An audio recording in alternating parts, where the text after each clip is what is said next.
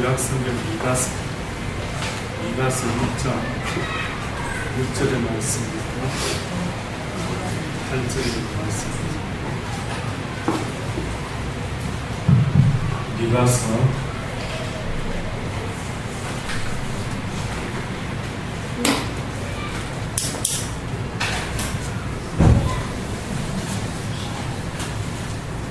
6장 찾으셨습니까? 미가서 6장 6절로부터 8절에 있는 말씀까지 한 절씩 읽어보겠습니다.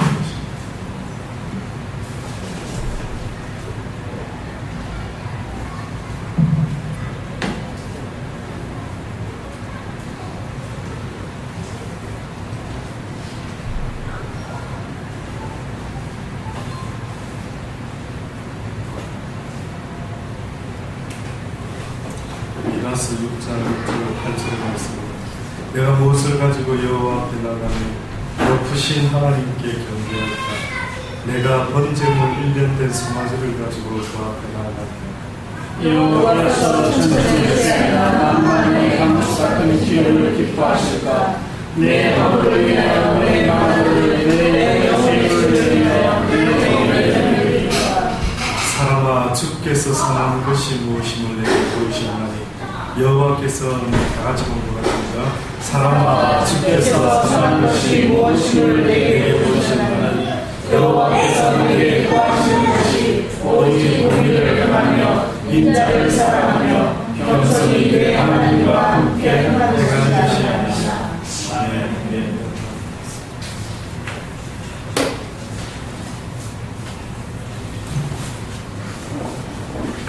미가 선지자가 오늘 우리에게 전해주는 귀한 말씀이 있습니다.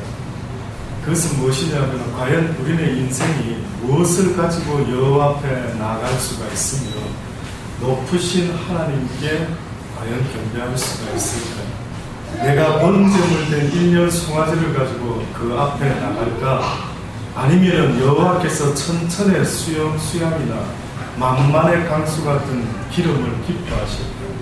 내 허물을 위해서 아들을 내 영혼의 죄를 인하여 내 몸의 열매를 드릴까?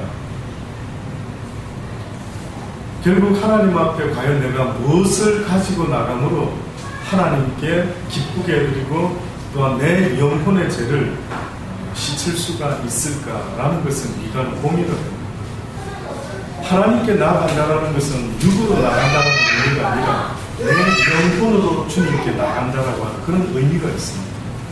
사람들은 자꾸만 잊어먹는 게 뭐냐면은 인간이라는 존재는 육적인 존재로만 지음을 받은 게 아니라 육은 비록 흙으로 지음을 받았지만 우리의 영혼은 하나님으로부터 온 생기로 말미암아 생명이 된 존재다라고 성경이 말하고 있지 않습니까? 그러면 인간이라는 존재를 돌아보면은 뭐든지 구성되어 있는 요소가 있겠죠. 이 나무도 만들어내기 위해서 혹은 나무 위에다가 무엇을 바르고 칠하고 해서 이 탁자가 되기까지 몇 가지 요소가 첨부된 것처럼 어떻게 보면 인간이라는 존재도 어떠한 요소가 플러스되어서 인간이라고 말하는데 지금 이 미가 선지자는 무엇으로 하나님께 다시 말해서 하나님은 영적인 분일까요? 육적인 분일까요? 우리가 예배를 드릴 때에 무엇으로 예배 드리랍니까? 육으로 예배 드린답니까? 영으로 신령과 진정으로. 그래서 주보에 언젠가는 써놨는데 이 주보에는 안 보여요. 예, 제가 과거 주보에 항상 그 위에다 예배하는 자는 하나님께 신령과 진정으로 예배할지니라. 왜? 하나님은 육을 가지신 분이 아니기 때문에 그렇습니다. 뜻밖에도 예수님은 육을 가진 분인지 몰라도요. 우리가 말하는 그 하나님 여호와는 육이 없는 분이십니다. 그래서 그분은 어떻게 보면 거룩한 어떤 의미 자체이시기 때문에 그분 앞에 나아간다라고 하는 것, 그분을 본다라고 하는 것, 그것은 깨끗한 영이 아니고서는 할 수가 없다라는 것을 비가는 잘 알고 있죠.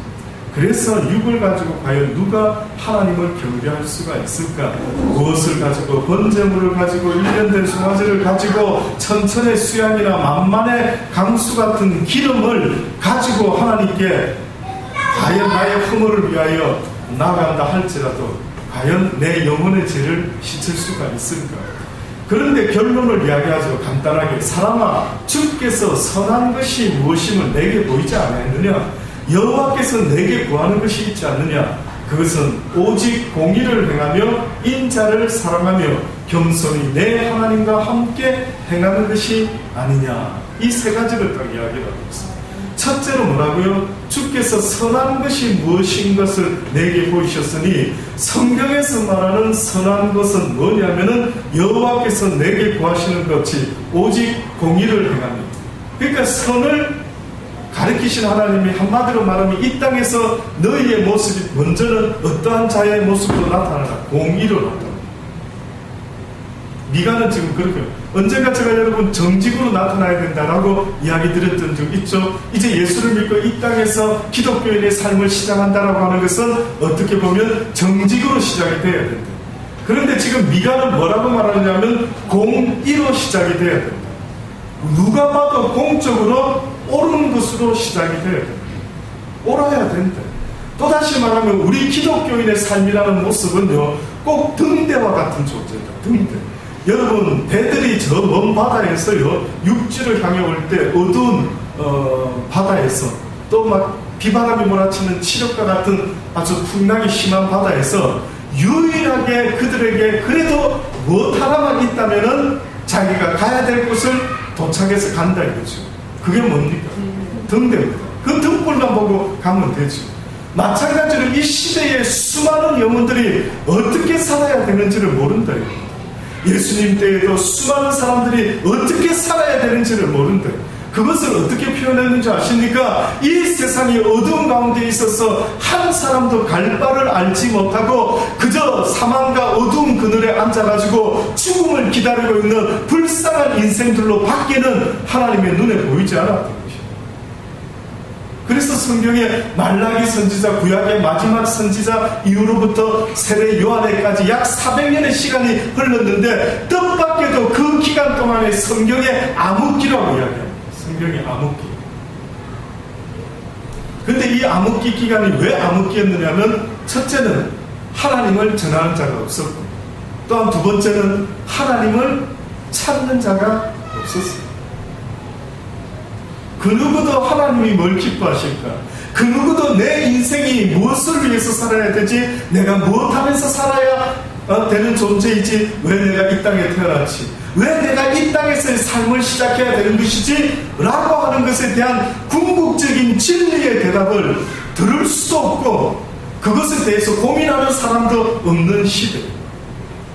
여러분은 무엇이 고민이십니까? 솔직히 스스로를 좀 물어보십시오. 나는 과연 무엇을 고민하고 있는지. 고민 없으십니까? 있으십니까? 대답이 없으십니까? 무슨 뜻입니까? 아유, 속이 터져서 뭐 설교로 가겠습니까? 고민이 있습니까? 없습니까? 있습니까? 그 어떤 고민인지 한번 1번부터 좀 적어보실랍니까? 종이에다가.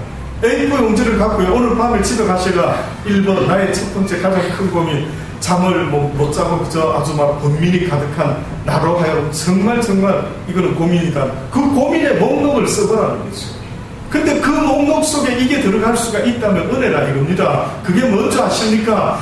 여호와 하나님 내가 당신을 무엇으로 기쁘게 하리까? 내가 무엇으로 이 인생을 살아야 되는 존재입니까?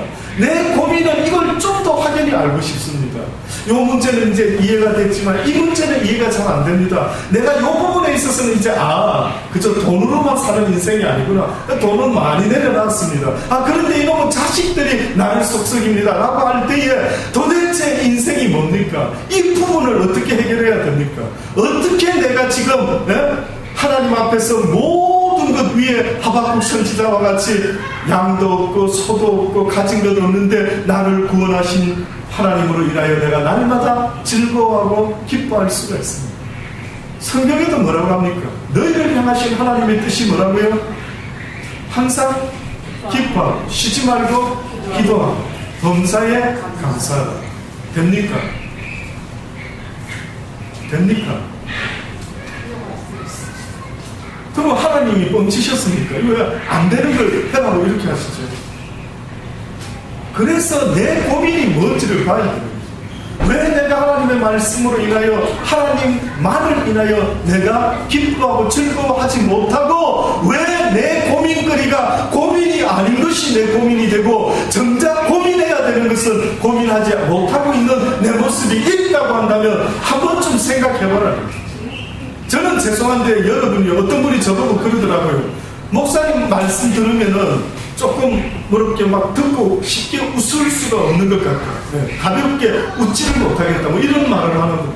그래요. 웃지 마시기 바랍니다. 저는 우리 시대에 하나님의 말씀 앞에서는 좀 진지해란 말이죠. 하나님 말씀 앞에서는 진짜 고민 좀 해라는 거죠.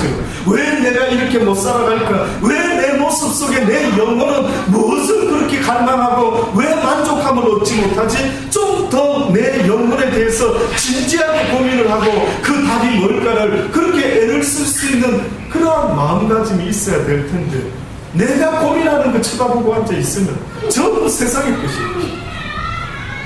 전부 세상 것이다. 그걸 가르치기보다 무엇을 고민해야 될지 하는 것을 저도 어느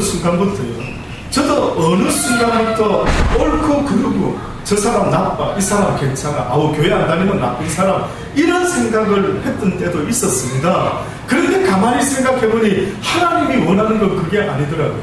독일의 유명한 신학자 가운데 본 헤프라고 하는 신학자가 있습니다. 이 사람은 아마 신학교에서만큼은 아주 모든 신학도들이 한 번쯤은 그 사람의 그 신학적인 사상을 공부하는 아마 그런 한 코스가 될 정도로 유명한 사람이 있습니다. 그 유명한 사람이 불과 나이 39에 히틀러의 통치 아래서 히틀러에게 반기를 들다가 사형으로 현장에 있었는데 사라집니다. 왜 이 신학자가 그렇게 되고 말았느냐 하면요. 그 사람이 설교를 할 때 어떤 설교를 했느냐 하면 이런 설교를 했습니다. 아마 히틀러를 빗대어서 설교를 한 것 같은데 미친 운전사가 차를 마구 몰며 사람들을 치어서 죽이고 있습니다. 자, 우리가 기도해야 합니까? 아니면 차에 올라타서 그 미친 운전사를 끌어내려야 합니까? 이렇게 외쳤어요. 그 무슨 뜻입니까? 여러분 생각에 이 본히프가 기도하자는 뜻이었습니까? 아니면 저 미친 운전사를 끄잡아 내려서 운전을 다시는 못하도록 폭력을, 힘을 행사해야 된다는 거예요. 힘을 행사해야 된다. 본히프가 39살 때 히틀러에 대해서 그 당시 때의 신학자가, 젊은 신학도가 그렇게 국민들에게 외쳤습니다. 결국은 붙잡혔고요. 그가 죽게 되는데 죽기 직전에 꿈을 꾸게 됩니다. 꿈을 꾸게 되는데 어떤 꿈을 꾸느냐 하면 히틀러 꿈을 꿉니다. 근데 보니까 히틀러가 하나님의 심판대 앞에 서게 되는 모습입니다. 옳지, 저놈이 나쁜 짓 했으니까. 그래서 히틀러가 하나님의 심판대 앞에 서서 당연히 나쁜 결과를, 심판을 받게 됩니다. 그런데 그 히틀러가 그 심판을 받는 순간에 그가 목내어 울면서 소리를 지릅니다. 세상에 있는 동안에 이런 심판이 있게 될 것이라는 것을 그 누구도 나에게 말해준 사람이 없었습니다. 나를 용서해 주십시오 라고 하면서 히틀러가 그 보리프라는 신학자의 꿈속에서 그렇게 나타난 것입니다. 그때 그 사람이 그 꿈을 보고요, 그 다음에 깨고 나서 하나님께 회개했다고. 용서하소서, 하나님 용서하소서, 나의 설교가 잘못된 것 같아요. 나는 누가 옳고 누가 나쁘다라는 것을 이야기하는 것이 정의를 나타내는 것인 줄로 그렇게 생각했는데 지금 생각하니 하나님이 기뻐하는 정의라고 하는 것은 하나님을 알지 못하는 자에게 하나님을 증거하는 것이 하나님의 공입니다. 아멘. 이해되시기를 바랍니다. 기독교에서 말하는 공의라고 하는 것은 옳고 그름을 말하라고 하는 것이 아닙니다. 어떻게 보면 공의를 행하라, 하나님께서 너에게 선한 것을 보이셨으니 네가 선한 일을 해라 라고 하는 것은 무엇입니까? 이웃 사람들에게 날마다 불러가지고 밥을 사주라는 것입니까? 내 이웃은 내 몸과 같이 사랑해라 해서 야, 내 이웃을 날마다 맛있는 밥 사주라 하시는 모양이다. 하나님, 그러면 밥을 많이 사주려고 하는데 돈이 좀 필요할 것 같습니다. 돈 많이 벌게 해주세요. 이렇게 이야기를 하게 하시는 게 아닌 것입니다. 내 이웃 사랑의 최고의 사랑이 뭔지 아십니까? 그것은 소자 하나에게 냉수 하나 대접하는 것이 가장 큰 상이라고 말씀하시면서 주님께서도 그 상을 잃지 아니하겠다라고 하셨죠. 물론 작은 사람, 아주 소자에게 아주 값진 냉수를 대접하는 건데 과연 소자에게 왜 냉수가 값지냐, 그거 의문을 가져본 적이 있습니까? 무슨 이유로 소자한테 밥이 낫지 뭐 때문에 소자한테 생수를, 물 한 잔을 주라는 거예요? 언제 우리가 주님한테 그랬습니까? 이 땅에서 너희가 소자한테 행한 것이 곧 누구한테 행했다고 해요? 나한테 행한 것이다. 왜 하필이면 소자한테 밥을 줄 수도 있고 떡을 줄 수도 있고 빵을 줄 수도 있고 뭘 줄 수 있지 않습니까? 그런데 왜 성경을 읽을 때에 여러분 생각에는 왜 소자에게 생수 하나 대접한 것을 내가 결단코 잃어버리지 아니하겠다라고 말한 겁니다. 예수님이 어느 날 수가성 여자와 대화를 합니다. 그 여인이 점심시간에 사람의 눈을 피해서 우물을 기르러 왔지요. 그때 예수님이 그 여인에게 뭐랍니까? 나에게 물 한 잔 달라고. 아유, 유대인인 당신이 어째 사마리아인이 나한테 물 달라 하십니까? 하고 물을 줍니다. 근데 예수님이 그 우물의 물을 마시시면서 뭐라고 이야기합니까? 나에게 네가 구했으면 내가 줄 텐데, 나에게 너에게 줄 수도 있는 어떤 생수가 있는데, 이 생수는 네가 먹기만 하면은 목마르지 아니하고 그 속에서 영원토록 솟아오르는 샘물이 되어가지고 네의 영혼이 날마다 목마르지 않는 너무나 귀한 생수가 있는데, 근데 주님이 분명히 말씀했어요. 네가 이것을 깨닫고 나한테 구했으면 준다. 안 구했으면 어떻게 한다고요? 죄송한데 안 줍니다. 안 구했으면 주지 않는다. 그러니 결국은 하나님의 말씀도 구하는 자에게 주는 겁니다. 여러분이 지금 똑같이 앉아있지만은 가만히 앉아서 듣고 앉아있으면 그냥 들리는 건 소리요, 들리지 않는 것은 침묵밖에는 듣지 못하는 것입니다. 왜 예수님의 설교를 듣고도 깨닫는 사람이 있고 깨닫지 못하는 사람이 있었는데, 당시의 어두움 가운데 목마른 인생이 있었던 것입니다. 영혼에 목마른 사람들이 있었던 것입니다. 하나님의 사람들은 영원히 목마를 수밖에 없는 이 땅에서의 존재라는 사실을 잊지 마십시오. 세상 사람은 이 땅의 것으로 만족할 수 있을지 모르지만, 그러나 하나님의 사람들은 이 땅의 것으로 만족할 수 있도록 지음을 받은 자들이 아닌 것입니다. 어느 날 농부들이 주인의 명령을 받아가지고 씨앗을 땅에다가 쫙 뿌리고 왔습니다. 근데 성경에 보니까 설명을 하는데 그 씨앗이라고 하는 것은 하나님의 말씀이고요. 씨앗을 뿌리는 자들은 주의 종이라는 것이에요. 근데 그걸 밭에다가 뿌렸는데 그 다음날 나가보니까 좋은 씨앗을 뿌렸으니 좋은 싹이 나와야 될 터인데 무엇이 나오나 봤더니만 무엇이 같이 나옵니까? 가라지가 나옵니다. 그래서 주인한테 가서 종들이 이야기를 합니다. 종이시여, 어제 분명히 주인이 주신 그 말씀만 전했는데, 그 말씀의 씨앗만 전했는데 어떤 사람의 마음밭에는 희한하게 가라지라는 놈이 이거 누가 뿌렸죠? 저는 안 뿌렸는데.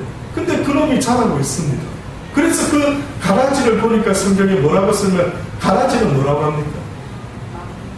마귀의 자식이다. 악한 놈의 자식이다. 그러니 이 세상에서 어떻게 보면은 물론 눈에 보이는 악한 놈도 있다라고 말할 수가 있겠지만, 궁극적으로 악한 인간이 되는 것은 무엇에 달렸나 보니까 씨앗에 달려있다. 씨앗. 좋은 말씀을 듣는 자는 좋은 하나님의 알곡이 되고, 나쁜 생각과 나쁜 사단의 이야기를 귀담아 듣고 살아가는 사람이 있으면 그 사람은 무엇이 된다? 가라지가 되는 모양입니다. 그러니 결국은 어떻게 보면은 밭은 다 똑같은데, 그렇죠? 밭은 다 똑같은 밭이었는데 다른 게 있다면은 일하는 농부가 다르고 그 뿌리는 씨앗이 다르다는 차이만 있습니다. 오늘 우리 시대에도 수많은 주의 종이 있다라고 하지만 어떤 면에서는요, 저는 여러분에게 이런 고민이 되기를 바라는 것입니다. 그저 듣고 즐겁게 웃다가 돌아가는 것이 아니라 이 말씀을 통해서 내 영혼의 상태는 지금 진짜로 어떤 상태에 있는 것이, 나는 하나님의 말씀을 사모하고 있는지, 정말 내 고민은 세상의 것밖에 없는지, 하나님의 관계되는 고민이 있는지 없는지를 한 번쯤은 제발 이 시간만큼은 돌아볼 수 있게 되기를 저는 주의 이름으로 바랍니다. 아멘. 예. 일주일에 한 번만이라도 스스로 찾지 못하면 교회에 와서라도 주의 종들을 통해서 한 번쯤 나를 돌아볼 수 있는 그런 시간을 제발 좀 가져보시기를 바랍니다. 여러분의 고민이 뭡니까? 무엇이 고민인데? 저는 언젠가부터 저 개인의 고민이 있다면 한 가지 있습니다. 그래서 제가 시드니에서도 예배 드릴 때 먼저 드리는 찬양, 구포 삼동에 1년 전에 왔을 때 물된 동산교회, 제가 딱 먼저 예배 순서를 바꾸면서까지 정했던 찬양 하나가 있습니다. 혹시 아십니까? 설마 모르지는 않겠죠. 매주 부르는데. 예, 나의 부르심. 주 내 소망을 주 더 알기 원합니다. 이전보다 더 가까이 가기 원합니다. 오 주의 품에 기대기만 원합니다. 주의 사랑으로 변화시켜 주시옵소서. 주 사랑으로 날개치며 오르게 하소서. 은밀한 곳에 영원히 거하게 하소서. 오 주의 사랑 부끄러워 않겠으며 주의 사랑으로 변화시켜 주시옵소서. 이것은 저의 감정이고 이것은 저의 찬양입니다. 네. 어느 순간부터 저에게 고민이 있다면 세상의 것에 대한 것보다 저는 하나님 앞에서 주께서 저 마음을 아시겠지만 왠지 그분을 더 알고 싶더라고요. 왜? 아직도 혹시나 내가 제대로 알지 못해서 자유하지 못하고 있는 것은 아닙니다. 분명히 성경의 말씀을 내가 믿는데 주의 성경에 뭐라고 말씀했느냐면 예수 그리스도에게 성령의 기름을 부으셔서 성령이 임했더니만 예수님께서 뭐라고 말합니까? 내가 이제 기름을 부음을 받고 성령으로 말미암아 이제 하나님의 뜻을 이룰 것인데 내가 눈먼 자에게 보게 하고 억눌린 자에게 다시 힘을 주고 소경된 자, 듣지 못하는 자, 그들을 모든 억압으로부터 어떻게 하겠다고요? 네, 자유케 하는 자. 무슨 말씀입니까? 하나님의 진리의 말씀을 가르쳐 주겠다. 오직 진리가 아니면 그들을 자유케 못한다.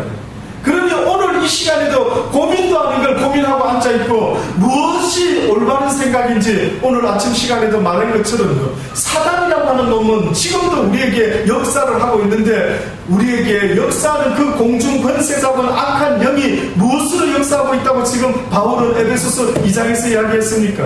너희의 허물과 죄로 죽었던 너희를 살리셨도다. 그때에 너희가 그 가운데 행하여 이 세상 풍속을 쫓고 공중의 권세 잡은 자를 따랐으니 곧 지금 불순종의 아들들 가운데 역사하는 영이라.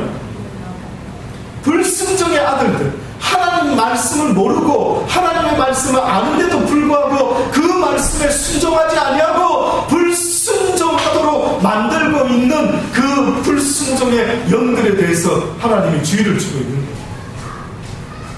너희도 그때는 불순종하지 않으므로 죽은 자의 모습으로 살아갔지 않느냐. 결국은 아담과 하와가 한마디로 말해서 왜 죄인이 되었습니까? 라고 물어본다면 아담과 하와가 뭐 때문에 죄인입니까? 라고 할 때 사람에게 뭔가 지은 것이 있어서 죄인이라고 말하는 게 아니었어요. 우리가 죄 이야기할 때 그 누구도 사람 앞에서 지은 걸 말하는 게 아닙니다. 사람 앞에 지은 걸 말하는 게 아닙니다. 죄라는 단어는 사람 앞에서 말할 수 있는 단어가 아니에요. 그 누구도 누구 앞에서 너 나 앞에서 죄 지었어, 너 나 앞에서 죄인이야 말할 수 있는 육을 가진 자격 있는 사람은 세상에 없기 때문에 그렇습니다.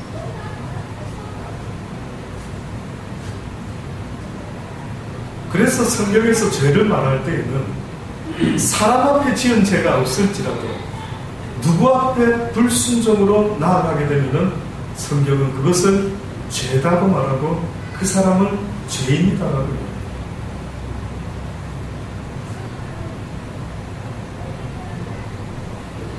아담이 무슨 죄를 지었습니까? 라고 물어보신다면 아담은 하나님이 딱 먹지 말라 한 선악과를 딱 먹었기 때문에 그는 죄인이 된 것입니다. 오늘 우리 시대에도 하나님께서 원하시는 것은 지금 미가 선지자가 뭐라고 이야기합니까? 내가 무엇을 가지고 여호와 앞에 나갈 수 있지? 나의 영혼의 죄를 어떻게 깨끗이 씻을 수가 있지? 여호와께 천천의 수양이나 만만의 감수 같은 기름을 과연 기뻐하실까? 내 허물을, 나의 부족함을 위해서 내가 내 마다들을, 내 영혼의 죄를 인하여 내 몸에 열매를 드릴까? 그러면서 뭐라고 말합니까? 사람아, 주께서 선한 것이 무엇임을 내게 보이셨으니 여호와께서 내게 구하는 것이 오직 뭐라고요? 공의다. 올바른 것이죠. 그러면 공이라고 할 때, 올바른 것이라고 할 때 그 올바른 것은 누구로부터 나오는 것이어야 합니까? 하나님으로부터. 다시 말하면 하나님의 모든 입으로 나오는 그 말씀이 우리네 인생을 살릴 수 있는 공의의 말씀이라 하는 것을 계속해서 말씀하고 있는 거예요. 예수 그리스도가 우리에게 나타났음을 뭐라고 성경에 말합니까? 불의 가운데 한 의가 나타났다라고 말하지 않습니다. 하나님의 한 의가 이 땅에 나타났는데 무엇으로 나타났느냐면 예수 그리스도로 이 땅에 나타나시고 이제는 누구든지 그를 믿는 자는 또한 그 믿음을 무엇으로 여기겠다? 그의 의로 여기겠다.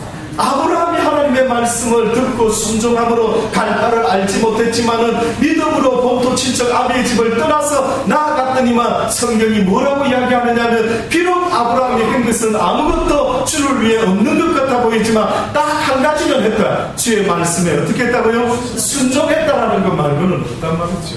문제는 주의 말씀을 알아야 될 거 아닙니까? 들어야 될 거 아닙니까? 아브라함과 같이 내 본토 친척 아비 집을 떠나라는 말을 최소한 들어야 되는 것 아닙니까?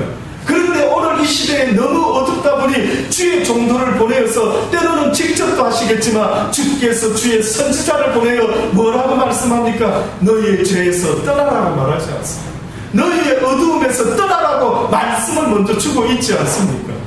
예수 그리스도를 믿지 못하면 구원을 얻을 수가 없다라고 말씀하시면서 네가 이 땅에서 의인이 될 수 있는 유일한 한 가지 길이 있는 것은 바로 아브라함은 말씀을 듣고 순종했다면 오늘 이 시대에 하나님이 너에게 들려주는 말씀이 있는데 그 말씀은 바로 예수 그리스도를 믿고 나의 모든 죄로 인하여 예수 그리스도께서 십자가에 달려 죽어주신 이 사실을 믿고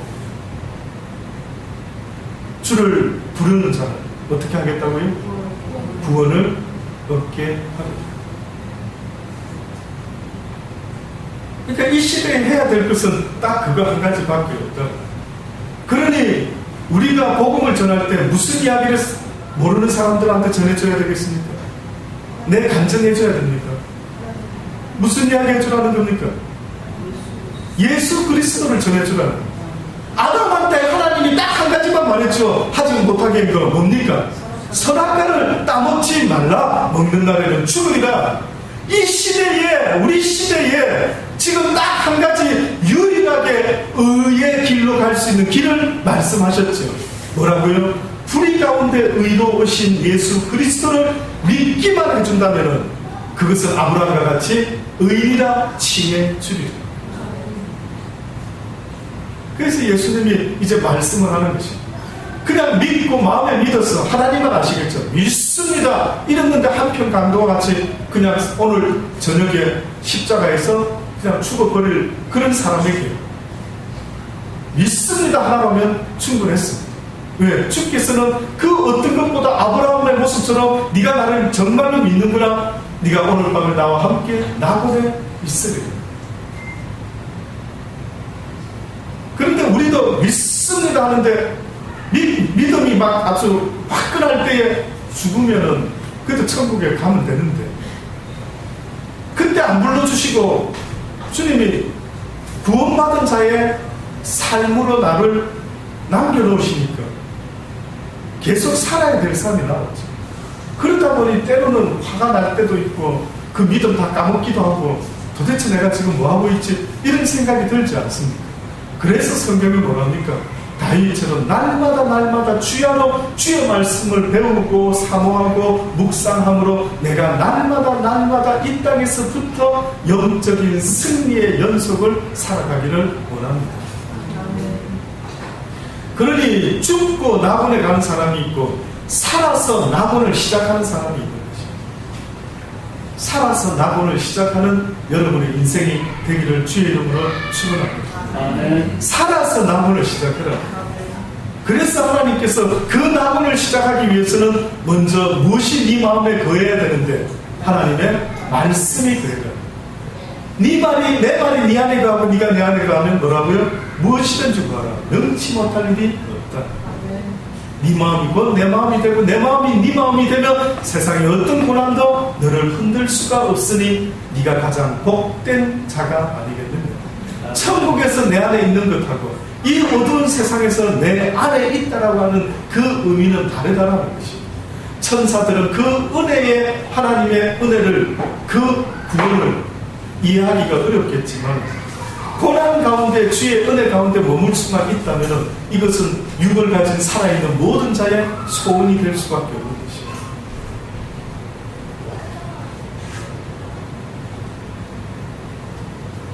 그래서 전해줘야 될 말에 가장 한 가지 선악과와 같은 이야기라면 예수 그리스도가 나의 죄 때문에 십자가에 달려 죽어 주셨고 이제는 내가 주님 앞에 나아갈 수 있게 되었습니다 라고 하는 그 한 가지의 메시지를 믿을 수만 있다면 이 땅에서부터 천국의 삶을 시작하게 될 줄로 믿습니다. 바울은 조금 달랐어요. 바울은 이 진리를 알고 이 진리를 전하는 전도자의 사명을 가지다 보니까 뜻밖에도 이 귀한 진리를 전하는 역할을 받은 바울의 모습이 하나님 앞에서 한편으로 아담이 외로워 보이는 것을 느끼셨던 하나님께서 한편으로 바울을 보셨을 때에 조금 걱정이 되시고요. 바울아 내가 너에게 참으로 놀라운 것을 보여줬는데 가히 이르지 못할 놀라운 것을 네가 보았다. 네가 혹시나 영적인 그 놀라운 것을 육을 가진 네가 깨달음으로 말미암아 혹시나 교만해질 수도 있을까 내가 심히 염려스럽다. 그러니 오히려 네가 영적인 것을 제대로 깨달았다고 할 때에 자칫하면 육을 가진 자로서 교만해질까봐 내가 너를 사랑하는 마음으로 네 육신의 가시를 두겠노라.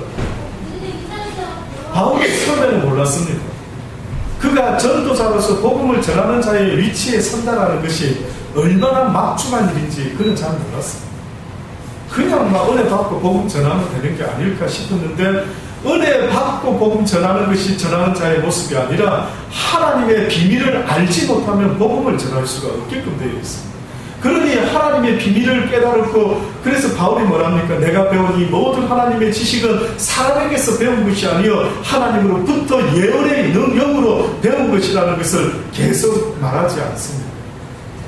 그런데 이것이 너무나 귀하고 너무나 값진 것이기 때문에 자칫하면 이 세상에서 가장 인간이 교만해질 수 있는 어떤 유혹이 있다고 한다면 이 땅에 돈 많은 인간도 교만해질 수 있지만 하늘의 영적인 비밀을 알게 된 사람이 있다면 그는 육을 가지고 그 놀라운 것을 안 것이 자칫하면 모르는 사람 앞에서 교만한 자의 모습이 될까봐 그 말씀의 가치와 영의 비밀이 얼마나 귀하고 귀했으면은 하나님께서 바울에게 사단의 회를 두었다라고 그래서 바울이 이 육신의 모든 나쁜 생각이 당연히 영적인 비밀을 아는 자기에게 있어서는 있을 수 없는 것인데 하나님께서 자기를 자고하지 않게 하시려고 가시 곧 사단의 배를 두었다라고 했을 때 그때서야 바울이 깨닫고 옳소이다 나의 능력은 놀라운 주의 말씀을 깨달은 것으로부터 나오는 것이 아니라 주의 말씀을 통하여 내가 얼마나 죄인임을 깨닫고 주의 도움 없이는 살 수 없는 자라는 것을 깨닫고 하나님 앞에 약한 자의 모습으로 주의 도움을 청할 수 있을 때에 비로소 내가 온전하여짐을 알았나이다 라고 말하고 있습니다. 아멘. 그래서 교회 안에서도 보면 영적인 교만한 자가 얼마나 많이 있는지 모르겠어요. 특히 목사들, 저를 포함한 목사들이 가장 교만에 가까이 나갈 수 있는 앞자리에 앉아있어요. 언젠가 제가 우리 박 집사님이 한번 그런 이야기 했죠. 아유 목사님 저는 목사님 그러니까 얼핏 들으면 목사님 참 그걸 어떻게 그렇게 알고 그렇게 지금 참 말씀을 가르쳐 주시니 내가 옛날에 알았으면 그때 왜 그랬을까 참 답답하다. 목사님은 잘 아셔도 나는 참 너무 부족해. 예를 들어서 그럴 때 제가 우리 박 집사님을 볼 때는요 저보다 몸이 더 민첩하시고 더 건강하시고 더 열정적이시고 저도 한때 좀 꽤 열정이랬는데 박 집사님 앞에서는 그 열정이 조금 내세우기가 어려워. 애 셋을 키우면서 저렇게 막 애를 쓰시고 하는 저 모습 볼 때에 그래서 제가 그랬습니다. 집사님 저는 집사님보다 머리가 좋은 것도 아닌 것 같고 내가 하나님 이야기밖에 할 수 없는데 그렇게 하나님 이야기를 집사님한테 해줄 수 있는 이유가 있다면 머리가 좋아서가 아니라 하나님께서 먼저 된 자로 불러주셨어요. 먼저 겪어봤기 때문에 그렇습니다. 저는 호주에서 20년을 살았기 때문에 누가 호주에 처음 오면은 저는 호주에 대한 거는 아주 웬만하면 지도책 하나만 있어도 호주 전역을 운전하고 안내해줄 자신이 있습니다. 그 대신 돈만 좀 많이 있어요. 여유롭게. 기름값 충분히 있다면 전 호주를 다 다닐 용의가 있습니다. 그러면 제가 그 손님보다 호주에 처음 온 사람보다 머리가 똑똑해서 그렇습니까? 아니면 먼저 경험해서 살아봐서 그렇습니까? 살아간 거 아닙니까? 그런데도 이 하나님의 말씀이 내가 똑똑하기 때문에 머리가 좋아서 그래서 성공한 목사로서 교인들을 대할 때 그런 마음으로 대하는 게 있다면 하나님 앞에서 참으로 교만하다. 네 교만이 코를 찌르는구나. 어째 그렇게 내가 싫어하는 교만을 네가 갖추었는가. 세상 사람은 하나님을 몰라서 돈을 최고로 여기는 교만이 혹 있는지 모르지만 하나님을 안다라고 하면서 하나님을 아는 지식을 내세우게 될 때에 그것은 교만입니다. 결국 하나님의 말씀을 잘 배웠다, 예수의 십자가를 잘 배웠다, 내가 죄인임을 잘 배웠다 하는 것은 내 삶 속에 어떤 모습이 나타나야 된다. 주님의 도움이 없이는 내가 살아갈 수 없는 존재다 라고 하는 겸손한 자의 모습이 나타나야 합니다. 죄인오라 할 때에 나를 부르소서. 그 의미가 뭔지 아십니까? 바로 겸손한 자의 모습을 성경이 그렇게 말했던 것입니다. 베드로가 하나님의 말씀을 듣고 깨달았을 때 예수님 나를 떠나서서 나는 뭐라고요? 죄인이로소이다. 그때 굳이 그 죄인을 쓰시는 예수님의 이유가 뭡니까? 왜 베드로 같은 사람을 굳이 쓰겠다고 했을까? 나는 죄인입니다.